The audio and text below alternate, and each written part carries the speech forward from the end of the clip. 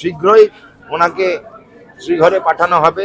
আগাম গারদ শুভেচ্ছা জানিয়ে রাখছি। স্বাস্থ্য দপ্তর ইন্ডিপেন্ডেন্ট স্বাধীনভাবে তদন্ত শুরু করেছে, পুলিশ দপ্তর তার তদন্ত শুরু করেছে।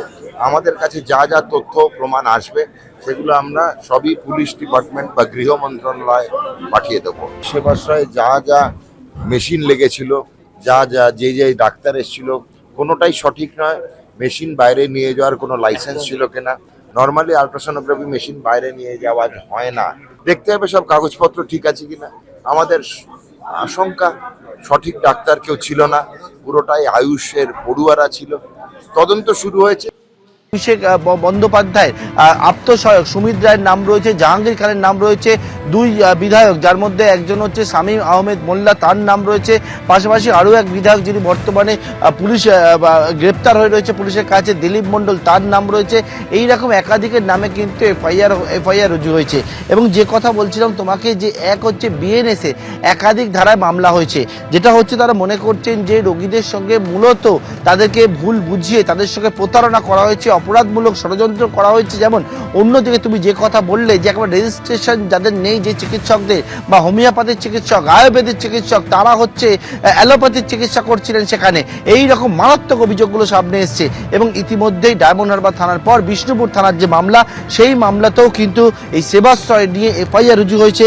এবং সেই এফআইআরে বিভিন্ন বিএনএসের যে বিভিন্ন ধারা, সেই ধারাতে যেমন মামলা হয়েছে, পাশাপাশি ড্রাগ অ্যান্ড কসমেটিক্স অ্যাক্টে মামলা হয়েছে, অ্যাটমিক এনার্জি অ্যাক্টে মামলা হয়েছে, এর পাশাপাশি হচ্ছে পিসিপিএনডিটি অ্যাক্টে মামলা হয়েছে, পাশাপাশি হচ্ছে এনএমসি অ্যাক্টে মামলা হয়েছে, এর পাশাপাশি ওয়েস্ট বেঙ্গল ক্লিনিক্যাল এস্টাবলিশমেন্ট অ্যাক্টে মামলা হয়েছে।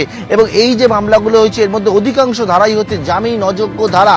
অর্থাৎ কার্যত হচ্ছে সেবাশ্রয় নিয়ে যে প্রথমে একটা এফআইআর হলো ডায়মন্ড হারবার থানায়, এবং তার পরবর্তীকালে আরও একটা এফআইআর হয়েছে যেটা হচ্ছে বিষ্ণুপুর থানায়। এবং পুলিশ জানাচ্ছে এই সমস্ত বিষয় তারা ইতিমধ্যে খতিয়ে দেখার কাজ শুরু করেছে। একদিকে পুলিশ যেমন গোটা বিষয় খতিয়ে দেখছে এবং এফআইআর রুজু হয়েছে, পাশাপাশি হচ্ছে কিন্তু স্বাস্থ্য দপ্তরও তারাও কিন্তু গোটা বিষয় ইতিমধ্যে তদন্ত শুরু করেছে। একেবারে বার্তাপ্রতিম তুমি সঙ্গে থাকো। অভিষেক বন্দ্যোপাধ্যায় এই যে সেবাশ্রয় চিকিৎসা প্রকল্প করতে যারা এসেছিলেন, যারা চিকিৎসা করাতে এসেছিলেন, সেই সমস্ত সাধারণ মানুষরা তারা ঠিক কি অভিযোগ করছেন শোনাবে এবার।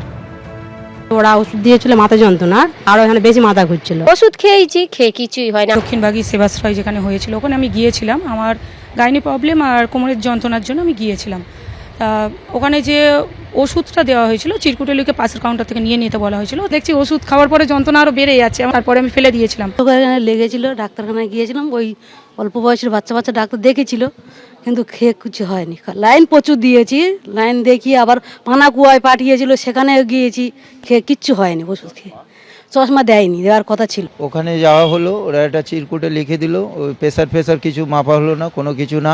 একদিন খাওয়ার পরে ওটার আরও কন্টিনিউ বেড়ে গেল। সমস্যা ছিল কোমরের, সমস্যা ছিল কোমরের যন্ত্রণা, এবং ঘাড়ের সমস্যা ছিল, ঘাড়ের যন্ত্রণা। পরের দিন এসএসকেমে নিয়ে যাওয়া হলো। হ্যাঁ, এখন বর্তমানে সুস্থ আছে।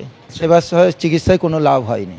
আমাদের ওই চোখের জন্য সমস্যা, ঘাড় যন্ত্রণা হয়, মাথা যন্ত্রণা হয়। দেখে ওষুধপালা দিয়েছিল, ওতে কিছু কাজ হয়নি। চশমা দেওয়ার কথা ছিল, দেয়নি।